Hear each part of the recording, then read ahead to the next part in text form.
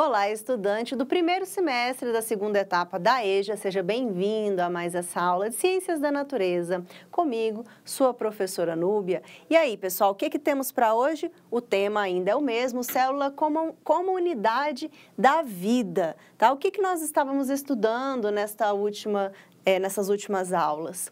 Sobre os níveis de organização da vida, tá? Então, a partir da célula, que é a unidade fundamental, a unidade básica da vida, todos os seres vivos são formados por células. Nós podemos estudar os organismos em diferentes níveis, a nível de tecidos, que é o conjunto de células, a nível de órgãos, que é o conjunto de tecidos, a nível de sistemas, que é o conjunto de órgãos, ou a nível de organismo, que é o conjunto de todos os sistemas. Só para poder estudar todas essas temáticas, existem vários ramos dentro da biologia, que é uma ciência bem ampla. Por exemplo, a citologia, que é dentro da biologia uma área de estudo, ela se preocupa com o entendimento sobre tudo que envolve a célula, tá? Cito, inclusive, esse prefixo, significa célula. E esse logia, que vem logo depois, significa estudo. Então, citologia é a área da biologia que se dedica ao estudo das células, das suas funções e estruturas. Quando a gente foca nos tecidos, existe uma outra área, que é a histologia. Histo significa tecido e o logia é o estudo dos tecidos do corpo humano, tá? Então, nós podemos estudar dentro desse ramo tudo que tem relação à estrutura e o funcionamento de tecidos, tá? Então, a gente vai estudar, por exemplo, órgãos e sistemas dentro de outros ramos da biologia, como, por exemplo, a fisiologia, que estuda a função, ou a anatomia, que estuda a forma destes órgãos e sistemas, tá? E perceba que tudo tem relação, né? Porque é muito importante a gente saber a estrutura, mas também saber a função, né? Para que serve cada órgão do corpo. E tudo forma um indivíduo, né? Forma um organismo. Pode ser que você esteja se perguntando, né? Mas será que a gente pode continuar agrupando estruturas para além do organismo? Né? Se você prestou atenção lá no iniciozinho da aula anterior, a gente teve lá os níveis de organização da vida, né? Começando lá do átomo e terminando lá na biosfera, né? Então, quando a gente vai considerar além do organismo, entra em cena uma nova área de estudo, que é a ecologia, tá? A ecologia vai estudar a relação entre os organismos, né? Ou seja, entre os seres vivos e o ambiente onde eles vivem, onde eles habitam, tá? Então, olha só, na ecologia, um organismo não será analisado em todos esses níveis que nós vimos anteriormente, sendo alguns deles exclusivos de outras áreas da biologia, como eu citei, citologia, histologia, fisiologia. Em ecologia, os níveis de organização tratados são a partir do organismo. Um organismo, né, o conjunto de organismos de uma mesma espécie, irá formar uma população. Agora, só para esclarecer, né, antes de continuarmos, o que significa uma espécie? Espécie é um grupo de classificação, que a gente chama de grupo taxonômico, tá, em biologia. Dentro desse grupo de classificação, nós temos indivíduos que são muito semelhantes na sua estrutura, né, na sua função, anatomia, e eles são capazes de se reproduzirem entre si, eles habitam um determinado ambiente ao mesmo tempo, tá? Então, eles são capazes de gerar ali filhotes ou filhos, e esses filhos ou filhotes, quando crescem, também são capazes de dar continuidade à espécie. Então, são esses organismos que pertencem a uma mesma espécie. Por exemplo, todas as pessoas, os seres humanos, pertencem a uma mesma espécie, que tem um nome científico, inclusive, que é Homo sapiens, tá? Então, os cachorros, por exemplo, todos eles pertencem a uma mesma espécie, né? Esse cachorro doméstico, que é o Canis familiaris. Existem as diferentes raças, né? Mas eles pertencem a uma mesma espécie, ok?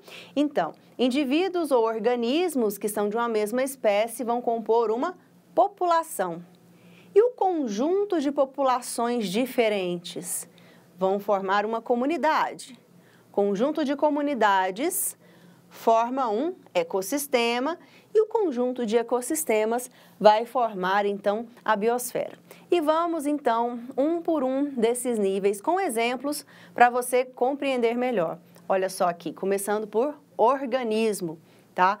Que animal é esse aí na tela? Você conhece? Já viu? Só por foto? Televisão? Será que já encontrou um pessoalmente?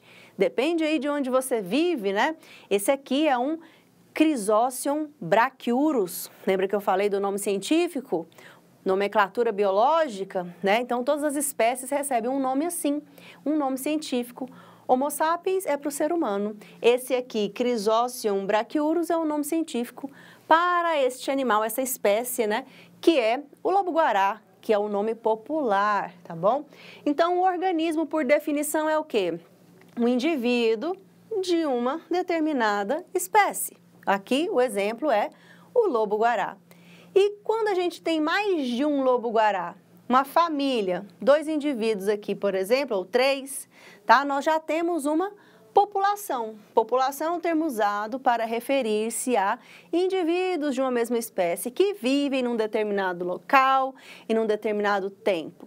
Em uma população, há troca de material genético entre os indivíduos, ou seja, reprodução, tá? Então, a reprodução, na verdade, é uma união de material genético, né? Porque temos as células reprodutivas, masculinas e femininas. Os homens, no nosso caso, né, falando em seres humanos, mas também serve aqui para os animais, tem macho e tem fêmea também, os homens produzem espermatozoides e as mulheres produzem os óvulos ou ovócitos. Os espermatozoides são produzidos nos testículos, os ovócitos nos ovários, ali no sistema reprodutor.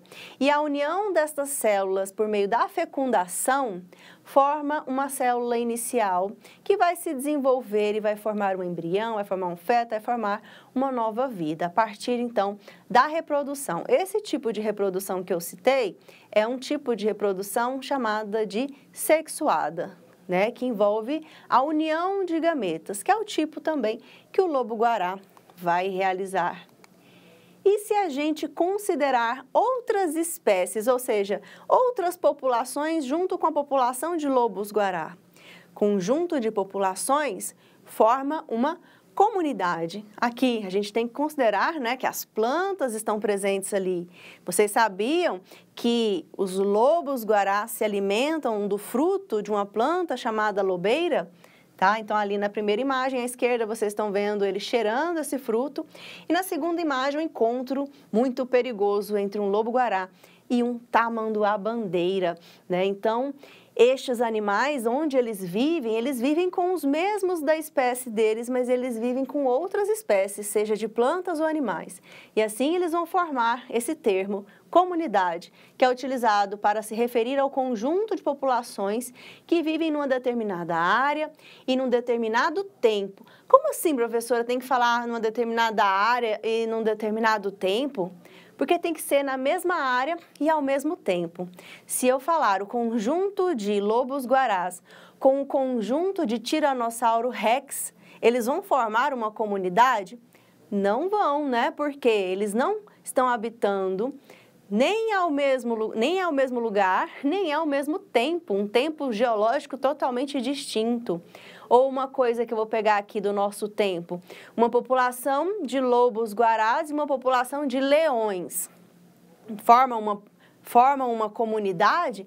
Não formam, porque apesar de eles existirem agora neste nosso tempo, né, eles não estão no mesmo espaço, eles estão em ecossistemas, em biomas diferentes, né, em regiões do planeta diferente, em habitats completamente diferentes. Então, eles não vão formar uma comunidade. Por isso é tão importante dizer que habitam um determinado tempo e espaço, né, um local.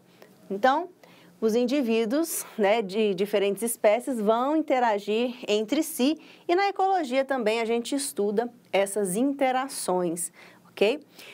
Continuando aqui para o próximo nível, nível de ecossistema.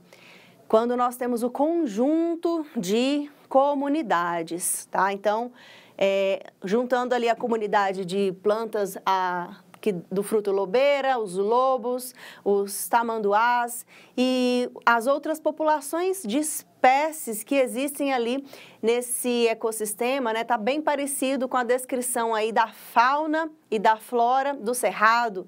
Quais outras espécies do cerrado você conhece e que vão coabitar ali aquele ambiente, né? Ou seja, o mesmo espaço ao mesmo tempo?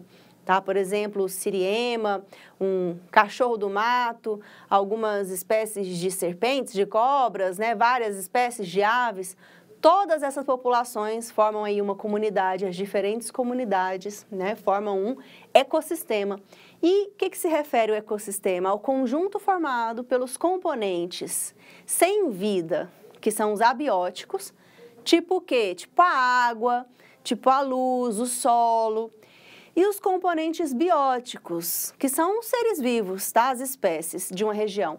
Esses dois componentes interagem entre si e garantem que ocorra o fluxo de energia e a reciclagem ou ciclagem da matéria. Aqui o lobo-guará bebendo água, né? Ele está até com a coleira. Esse animal aqui foi marcado, né, por pesquisadores que estão acompanhando, rastreando, né, a sua movimentação, porque é uma espécie, né, que é ameaçada de extinção, inclusive, devido à destruição do seu habitat, ou seja, os ecossistemas onde nós podemos encontrá-lo naturalmente ali. Por exemplo, na imagem esquerda, você vendo ali no cerrado, né? Então, o ecossistema é o conjunto da parte não viva, os fatores abióticos, esse prefixo a de negação, né? Aquilo que não tem vida, e os fatores bióticos, que são os seres vivos, ok?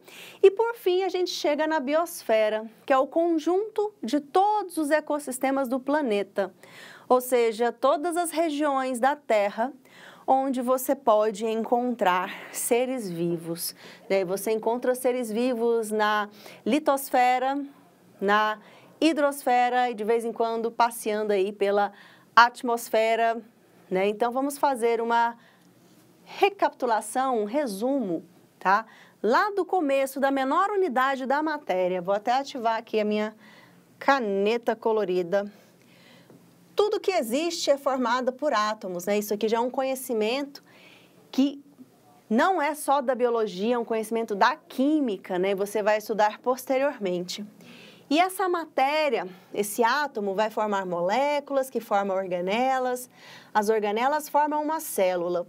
O conjunto de células forma um tecido. Aqui a célula que está sendo exemplificada é uma célula óssea. Vai formar o tecido ósseo. O tecido ósseo forma um órgão, os ossos.